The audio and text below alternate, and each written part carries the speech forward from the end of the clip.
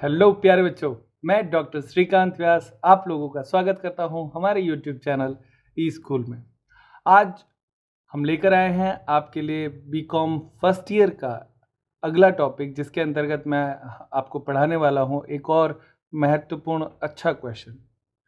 चलिए स्टार्ट करते हैं हेडिंग से, ताकि सारी बातें इन रो हमारे आ जाए कि आज चैप्टर कौन सा है, क्या है। सबसे पहले आप देखें, हमारा जो सब्जेक्ट है वो बिजनेस स्टैटिस्टिक्स चल रहा है। चैप्टर नंबर 9 है ये। स्टैटिकल एवरेज चैप्टर का नाम है, स्टैटिकल एवरेज, और जो हम सीख रहे हैं वो है मीन, मोड एंड मीडियन।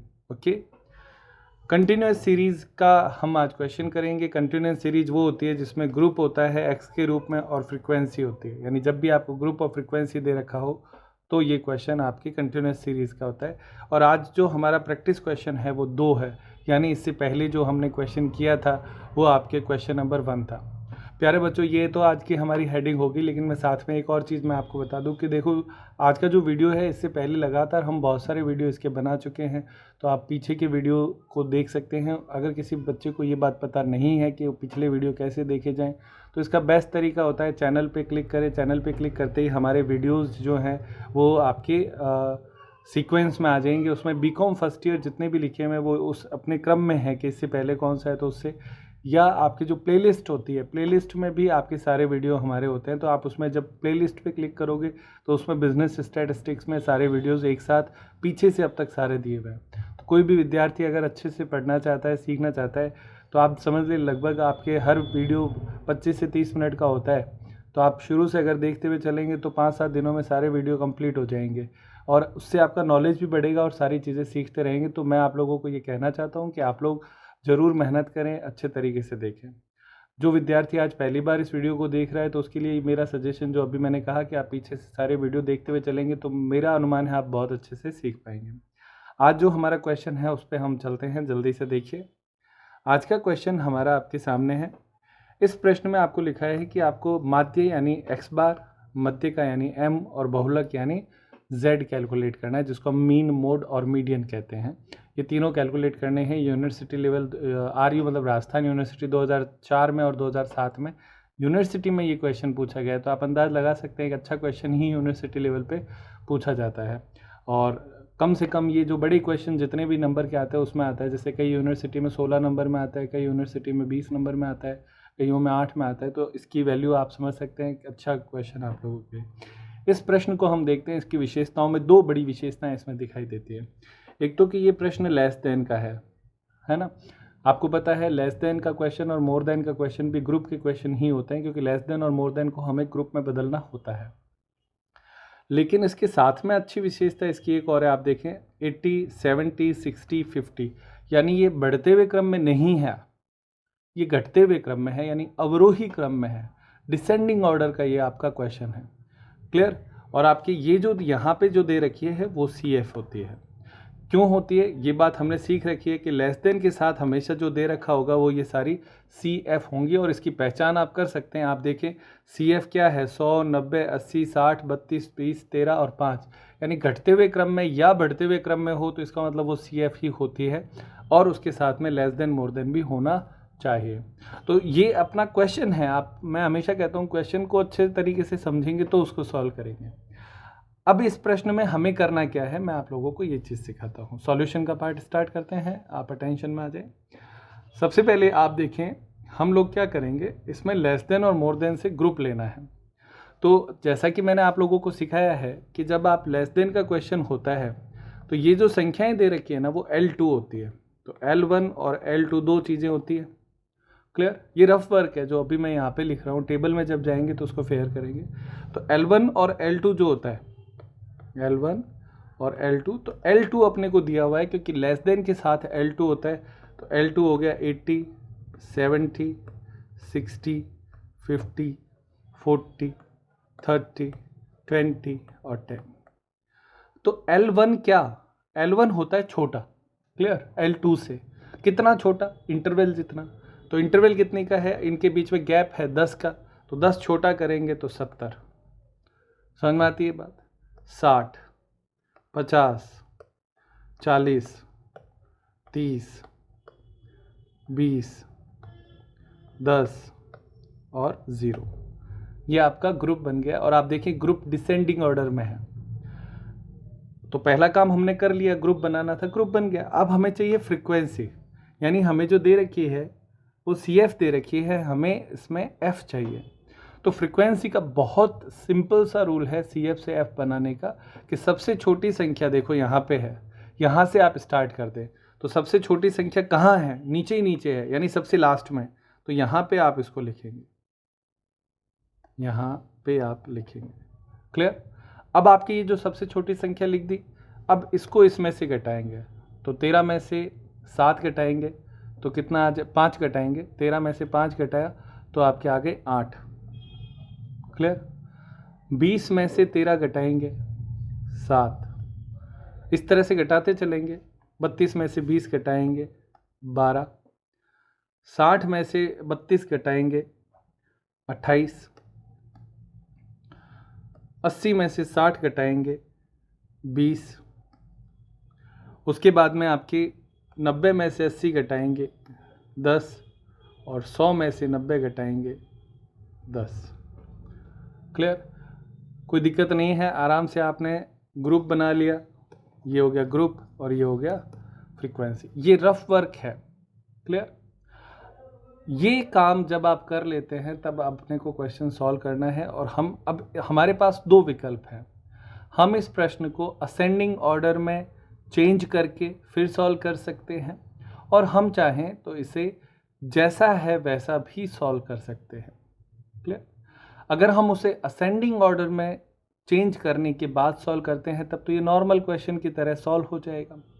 लेकिन जो कि आज मैं आप लोगों को सिखाना चाहता हूं कि अगर कोई क्वेश्चन डिसेंडिंग ऑर्डर में है तो डिसेंडिंग ऑर्डर में उसे एज इट इज़ कैसे सॉल्व किया जाता है और उसमें जो फॉर्मूले हम यूज़ करते हैं उनमें क्या चेंज आता है। तो जो फॉर्मूले चेंज होंगे वो आप सीख सके, इसलिए मैं इसको डिसेंडिंग ऑर्डर में ही सॉल्व कराऊंगा। आप एक चीज़ नोटिस करें, ये जो क्वेश्चन और ये जो हमने लिखा स्क्रीनशॉट ले लिया करें इसका, और कॉपी में स्क्रीनशॉट से लिख लिया करें। कॉपी में जब आप इसे लिखेंगे तो आपको और बेहतर समझ में आएगा। तो ये चीज़ आप लोगों को ध्यान में रखनी है। आगे बढ़ते हैं। अब इस क्वेश्चन के सॉल्यूशन की तरफ जाते हैं, सॉल्यूशन देखते हैं इसका। ये रहा प्यारे बच्चों, इस टेबल में वो ही कॉलम है जो हमने पिछले क्वेश्चन में सीखे थे, कोई चेंज नहीं है। ग्रुप लिखना है, फ्रीक्वेंसी लिखनी है, x D x D dash x F T dash x और सी एफ, ये सारे कॉलम अपने को सॉल्व करने हैं। तो सबसे पहले मैं ग्रुप लिखता हूँ जिसको हमने डिसेंडिंग ऑर्डर में तैयार किया है। 70 से 80, ऊपर जो हमने ग्रुप लिया था ना रफ वर्क में, वो अब यहाँ पे आ जाएगा। 60 से 70, 50 से 60, 40 से 50, 30 से 40, 20 से 30, 10 से 20 और 0 से 10। ये आपका डिसेंडिंग ऑर्डर, अवरोही क्रम का क्वेश्चन हो गया। डिसेंडिंग ऑर्डर ऐसा कैसा सॉल्व करना है। फ्रीक्वेंसी भी लिख देता हूँ मैं, जो ऊपर हमने लिखी थी। सबसे पहले नीचे से स्टार्ट किया था, 5, फिर 8, फिर 7, फिर 12, फिर 28, उसके बाद 20, फिर 10 और 10। आप ये बात समझें कि जब इस टेबल में आप ग्रुप और फ्रीक्वेंसी लिख देते हो, ये आपकी फ्रीक्वेंसी हो जाएगी। तो अब ये क्वेश्चन एकदम इसी पैटर्न पे चलेगा, यानी कोई भी क्वेश्चन अब यहाँ से शुरू होगा तो एक्स बार एम और जेड ए की पैटर्न पे चलने हैं। अवरोही क्वेश्चन है तो बस थोड़ा सा चेंज जो हमें करना है वो करेंगे। तो आप ये बात समझ सकते हैं कि जब भी कोई क्वेश्चन आपके सामने आता है तो सबसे इम्पोर्टेंट होता है कि आप ग्रुप अच्छा बनाएं, सही बनाएं और फ्रीक्वेंसी उसकी सही कैलकुलेट करें। अगर इन संख्याओं में कोई गलती हो गई है फिर पूरा क्वेश्चन ही गलत है, फिर सही होने की कोई संभावना ही नहीं है, 0 हो जाएगा। क्योंकि गणित है तो नंबर तो पूरा सही है तो पूरे मिलेंगे, नहीं सही है तो 0 मिलेंगे। तो इसको आप थोड़ा सा ध्यान से देखेंगे। अब हमारा काम है मिड वैल्यू कैलकुलेट करने का। तो मिड वैल्यू कैलकुलेट करने के लिए प्यारे बच्चों, इन दोनों के बीच की वैल्यू जो है वो मिड वैल्यू होती है।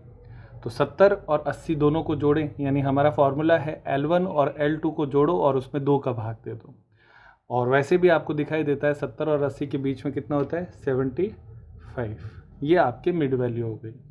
अब ये घटते हुए क्रम में है, घटते हुए क्रम में है तो 10 का गैप है ना, तो 65, 55, 45, 35, 25, 15 एंड 5, ये आपके हो गई मिड वैल्यू।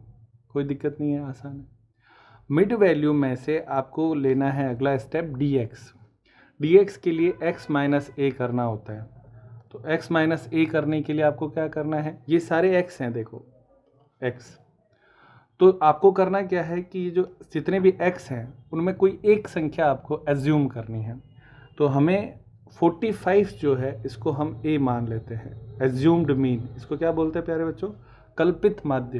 तो एज्यूम्ड मीन हमने ले लिया, यानी इसका मतलब हम कहना चाह रहे हैं कि ये सारे x है उसमें से 45 घटाना है, इन सारी संख्याओं में से 45 घटाना है। तो सबसे पहले यहाँ पे घटा दिया करो, तो 45 में से 45 गया 0, 55 में से 45 गया 10, 65 में से गया 20 और 75 में से गया 30। और नीचे आपके छोटी संख्याएं हैं इसलिए -10, -20, -30 और -40। ये आपके आ गया dx। dx कैसे आया, x माइनस ए करने से। अब अगला स्टेप है d डैश x, ये जो ऊपर डैश लगा है यानी डेविएशन फ्रॉम x लेना होता है। तो d डैश x में हम क्या करेंगे कि डेविएशन फ्रॉम x यानी जो ये dx आया हुआ है इसमें इंटरवल का भाग दे देंगे। यानी एक्चुअली ये प्रोसेस होती है इसको छोटा करने के लिए क्वेश्चन को, ताकि संख्याएं और छोटी हो जाए, 30 से 3 हो जाएगी। क्यों, क्योंकि इंटरवल 10 का है, तो 10 का भाग, ये इंटरवल इसके बीच के गैप को बोलते हैं। तो 30 में 10 का भाग 3, 20 में 10 का भाग 2, 1, 0, 1, 2, 3 और 4, यानी 3, 2, 1, 0, 1, 1, 1, 2, 3 और 4 माइनस के, नीचे माइनस की संख्या है तो माइनस में रहेगी। अब अपना काम होता है दो चीज़ों की मल्टीप्लाई करना, f और d डैश x का।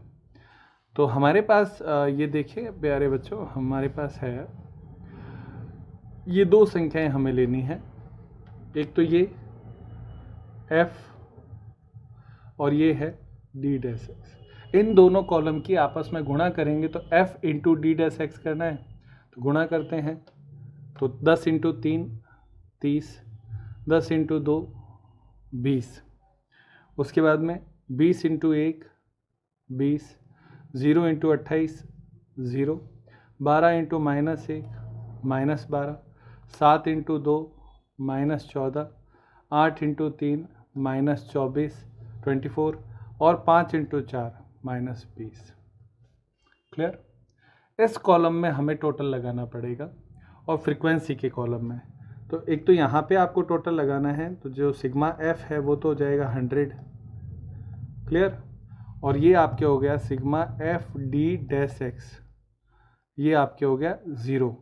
आप जब इसे कैलकुलेट करेंगे ना तो देखो 30 और 20 50 और 20 70, इधर आपके 4 4 8 और 2 0 और 1 लगेगा तो आएगा 1 2 3 4 5 6 और 7 70। तो 70 में से 70 जाएगा तो ये जो टोटल है वो आपके आ जाएगी 0। क्लियर। मैंने ये सारा पहले कैलकुलेट करके रखा है पेज पे, ताकि कैलकुलेटर की आवश्यकता नहीं हो, मैं आपको सीधा सिखा सकूँ। बाकी इतनी आसान गणित है, आप आराम से कर सकते हैं। अब अपने को CF बनाना है। CF का मतलब फ्रीक्वेंसी की टोटल। तो सबसे पहले 10 में 10 जोड़ेंगे 20, 20 में 20 जोड़ेंगे 40, उसके बाद में 28 जोड़ेंगे 68, 68 में 12 जोड़ेंगे 80, 80 में आपके 7 जोड़ेंगे 87, 87 में 8 जोड़ेंगे 95, 95 और 5 जोड़ेंगे 100। ये फ्रीक्वेंसी की टोटल के बराबर ही आता है। तो ये हमारी टेबल पूरी हुई। और CF में आपने नोटिस किया कि CF हमेशा हम जोड़ते समय ऊपर से ही जोड़ते, चाहे डिसेंडिंग का क्वेश्चन हो चाहे असेंडिंग का हो, ये बात आपको याद रखनी है।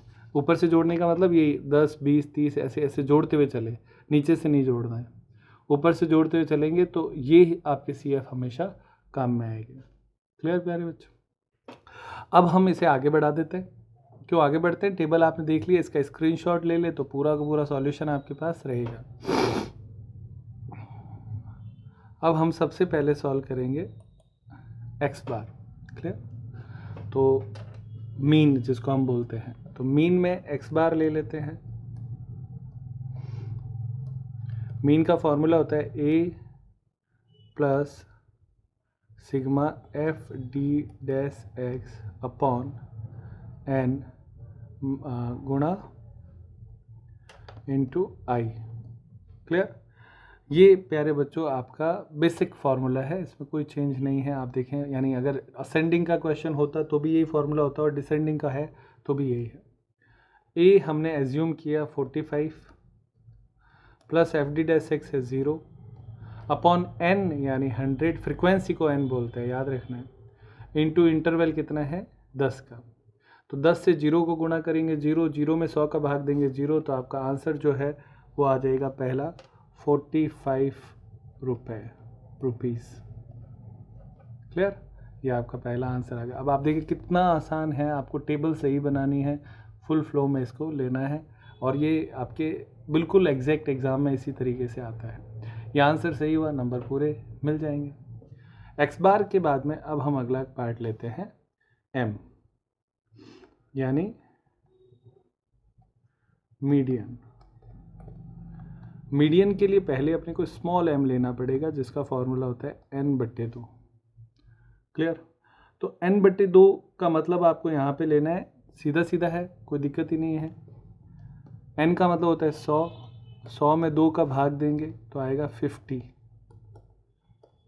50th, यानी ये CF को इंडिकेट करता है कि यहाँ पे आपके जैसे आए CF देखो, तो 50 से जस्ट बड़ी CF देखते हैं, तो 50 से जस्ट बड़ी जो CF है वो आपके है 68। क्लियर? तो 68 है, तो ये रहा 50 से जस्ट बड़ी CF 68।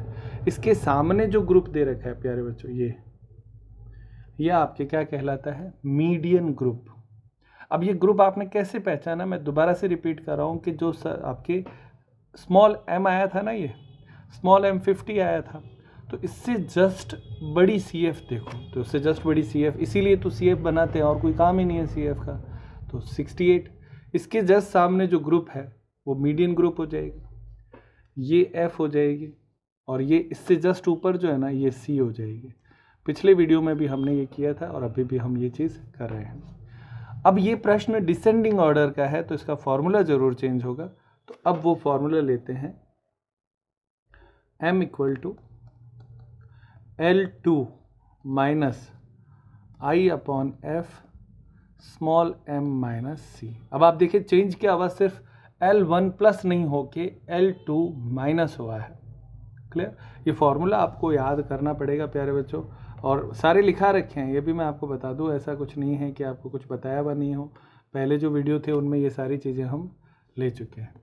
तो L2 minus I upon F small m minus C follow करते हैं। तो L2, तो मीडियन ग्रुप देख लेते हैं एक बार, मैं आपको वापस दिखा देता हूँ, C भी देख लेते हैं। L2 इसमें कौन है? 50, F कितना है? 28, और C कितना है? 40। याद रखेंगे, स्क्रीनशॉट लेके रखें, उसमें नोट करेंगे कॉपी में, तो अपने आप ये सारी बातें आ जाएंगी। तो L2 50 माइनस I है इंटरवल 10 अपॉन F हमने कितना लिया है? 28, और स्मॉल m हमारा है 50 माइनस C है 40। बस ये इतना ही सवाल है। अब आप जब इसे सॉल्व करेंगे तो 50 में से 40 घटाएंगे 10, 10 को 10 से गुणा करेंगे 100, 100 में 28 का भाग देंगे, तो कुछ संख्या जो भी आएगी कैलकुलेटर पे लेना है, 50 में से वो संख्या घटा देनी है। तो आपका आंसर जो आएगा वो मैं सीधा लिखता हूँ, ये चीज़ आप कैलकुलेटर पे सॉल्व कर लेना, बीकॉम में कैलकुलेटर अलाउड होता है। तो ये आपके आंसर आता है 46.43। ये आपका आंसर हो गया प्यारे बच्चों। 2 आंसर होते ही 2/3 हिस्सा पूरा हो गया। अब हमारे आता है Z, मोड।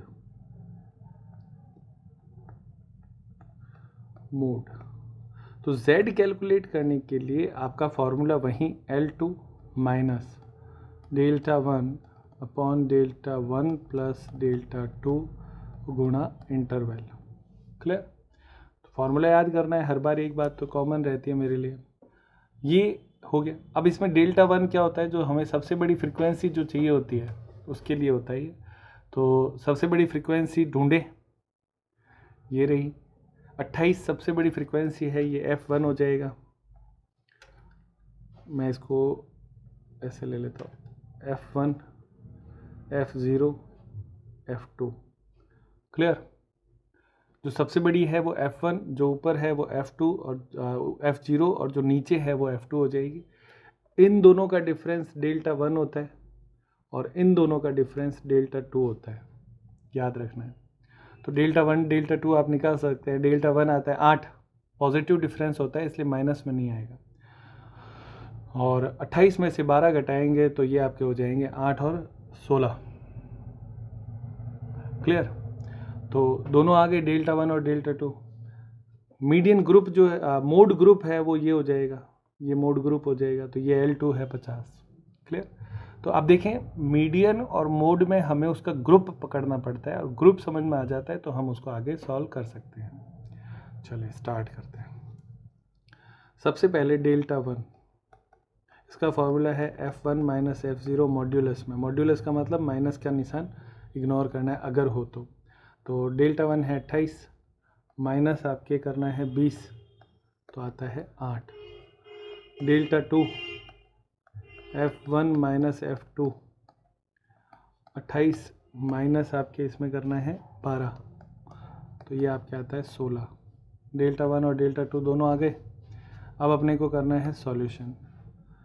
L2 हमारे पास वही सेम ग्रुप है इसलिए 50 रहेगा, L2 50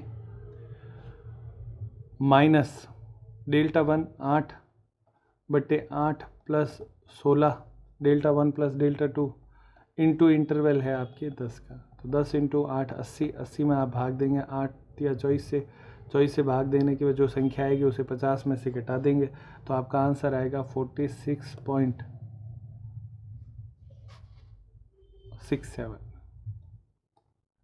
ये आपके इसका आंसर आ जाएगा 46.67 ये। तो आप देखें, हमने x बार, m और z तीनों निकाल लिए। x बार का आंसर आया 45, एक m का आंसर आया 46.43 और z का आंसर आपके आया 46.67। ये तीनों जब आप कंप्लीट सही करेंगे तो जैसे 20/20 यानी 20 में से 20 नंबर, या 16/16 नंबर, या किसी पेपर में 8 नंबर का आता है तो 8 में से 8 नंबर, इस तरीके से पूरे नंबर आपको मिल जाएंगे। यह आपका एक और नया क्वेश्चन था। पिछला जो क्वेश्चन हमने किया था वो लेस देन का था सिर्फ। आज का प्रश्न है लेस देन और डिसेंडिंग ऑर्डर का क्वेश्चन है, और मैंने उसको डिसेंडिंग ऑर्डर में ही करके दिखाया है, सिखाया है। मैं उम्मीद करता हूँ आप लोगों को अच्छे से समझ में आ रहा है। अगर आपको अच्छे से समझ में आ रहा है प्यारे बच्चों, तो कमेंट में ज़रूर लिखना, मोटिवेशन मिलता है। और अगर आपकी कोई दिक्कत हो, कोई समस्या हो, तो आप मेरे को व्हाट्सएप कर सकते हैं। मेरा नंबर मैंने व्हाट्सएप दिया है इसमें। क्लियर प्यारे बच्चों? तो आज की क्लास यहीं पे समाप्त करते हैं। मिलते हैं अगली वीडियो में, अगली क्लास में। बाय।